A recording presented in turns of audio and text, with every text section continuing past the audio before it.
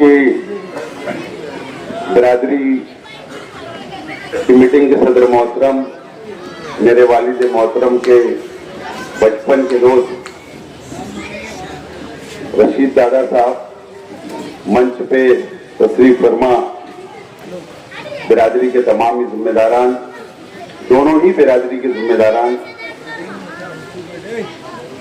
यहाँ पर मौजूद इस पैनल के इस्लाम पार्टी के चारों ही उम्मीदवार, मेरे सामने तशरीफ फरमा तमाम ही बुजुर्ग हजरात, नौजवान साथी, दोस्तों और साथियों। असले में इसलिए मैंने माइक ले लिया कि मुझको फौरी तौर पर एक और मीटिंग के अंदर जाना है। मैं दूसरी मीटिंग से यहाँ पर आया, भी दूसरी मीटिंग में जाना है। बहरहाल आपसे माजरत चाहता हूँ, माफी चाहता हूँ कि मैं यहाँ पे लेट पहुंचा। 15 जनवरी को कारपोरेशन का इलेक्शन, और आप लोगों को इस वार्ड का फैसला कर रहा है कि आइंदा 5 सालों के लिए आपके 4 कारपोरेटर कौन होंगे। ये फैसला आप लोगों के हाथ में है। और कुरैश बिरादरी के मसाइल क्या है ये मुझसे बेहतर आप लोग जानते हैं। और कुरैश बिरादरी के मसाइल के लिए जो भी मामलात आते हैं, आपके लिए कौन आवाज उठाता है, कौन लड़ता है, मुझसे ज्यादा आप लोग जानते हैं। कौन सी पार्टी आगे रहती है, पेश रहती है। इतनी बड़ी बिरादरी के लिए नुमाइंदगी जरूरी है। आपके मसाइल हल करने के लिए, कारपोरेशन के मसाइल हल करने के लिए, पुलिस डिपार्टमेंट के मसाइल को हल करने के लिए, या ट्रांसपोर्टिंग के जो मसाइल आते हैं उसको हल करने के लिए आपके नुमाइंदे, बिरादरी के नुमाइंदे बहुत जरूरी है। इस इलेक्शन में अलग अलग इख्तिलाफ हो सकते हैं, अलग अलग पार्टियों के अंदर हो सकते हैं, अलग अलग हमारी सोच हो सकती है, लेकिन ये सबसे बड़ा मसला हमारा अपना जो होता है वो हमारे रोजी रोटी का होता है, हमारा हलाल कमाई का होता है। इसके लिए भी दोनों ही बिरादरी के जिम्मेदारान को ये बात को सोचना है।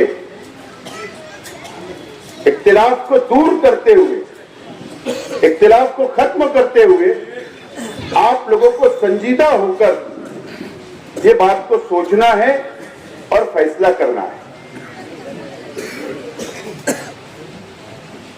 गलतफहमियां पार्टी के ताल्लुक से, मेरे ताल्लुक से हो सकता है बिरादरी के अंदर हो ही होगी इस इलेक्शन के अंदर,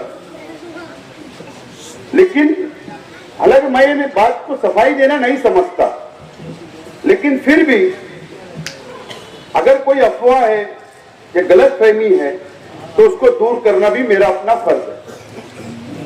आज जो एमआईएम से उम्मीदवारी कर रहे हैं, जो बिरादरी से ताल्लुक रखते हैं, हमने टिकट डिक्लेयर करने से पहले मैं तमाम ही लोगों के पास गया, जो उम्मीदवार कोई जेंट्सों में मांग रहा था उसको लेडीज किया, जो लेडीज में मांग रहा था उसको जेंट्स से किया, और पैनल की हालत देखते हुए, पैनल का जायजा लेते हुए, क्योंकि एक बिरादरी से कॉर्पोरेटर बनेगा ऐसा नहीं है। जहां कुरैश बिरादरी की वोट है वहीं दूसरी बिरादरियों की भी इस वार्ड के अंदर वोट है, तो तमाम ही बिरादरियों की वोट को एक करके उसका जब जायजा लिया गया तो यह मैं नतीजे पे पहुंचा कि ये चारों उम्मीदवार को नुमाइंदगी देना चाहिए, इनको उम्मीदवार बनाना चाहिए।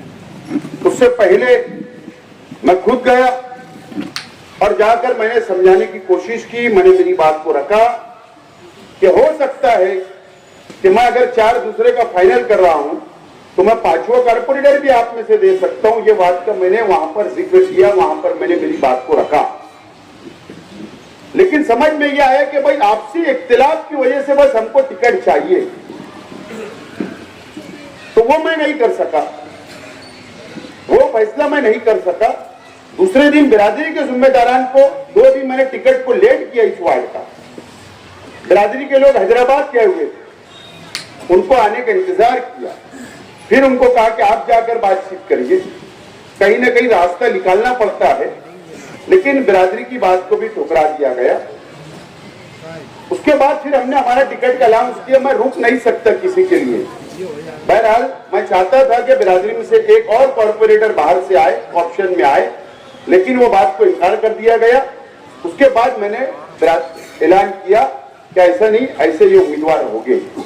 तो मैं आप लोगों से अपील करता हूं कि पार्टी को बहुत सोच समझकर, बहुत जायजा लेकर बात का फैसला करना पड़ता है।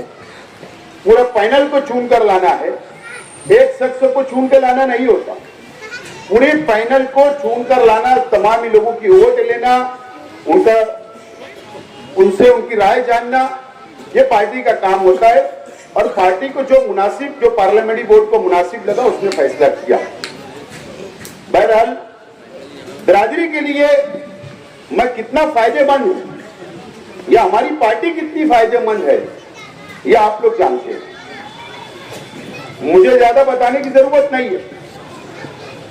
रफीक टाटा साहब यहां बैठे, सईद टाटा साहब बैठे, कलीम कुरैशी,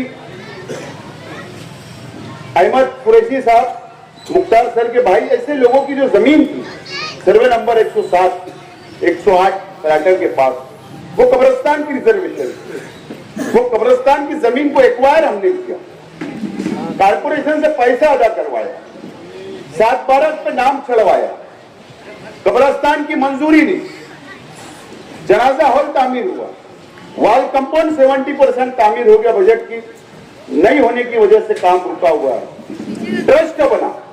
उसके बाद हमने किसी तंजीम को नहीं दिया, बल्कि बिरादरी को ही उसकी जिम्मेदारी दी जो कब्रिस्तान संभाले। ये मैं मेरी काम नहीं मानता, क्योंकि कब्रिस्तान में आखिरी सफर हमारा सब तो वही है। लेकिन बिरादरी साहिब हैसियत है, बिरादरी के पास रुपया पैसा फंड होता है, वो अच्छे ढंग से मेंटेनेंस संभाल सकती है, अच्छे ढंग से कब्रिस्तान संभाल सकती है। ये बात का फैसला मैंने किया, ये आपके सामने। मोमिनपुरे का जो जमात खाना है, जिस वक्त मैं एमएलए था, पहले वो खाली प्लॉट था, फिर हमने उसको तामीर करवाया। उसके बाद अभी दोबारा मैं हारने के बाद भी मैंने फंड को मंजूर कराया। आज भी तुम्हारा दूसरे मंजिल का काम शुरू है। दूसरी बिरादरी जो हमारी यहाँ बैठी है, हिंदुस्तानी कुरैशी, उनके लिए सर्वे नंबर 130 के अंदर मैंने 75 लाख मंजूर है, वर्क ऑर्डर है, लेकिन कारपोरेशन एनओसी नहीं दे रही है, रुकावटें आ रही है।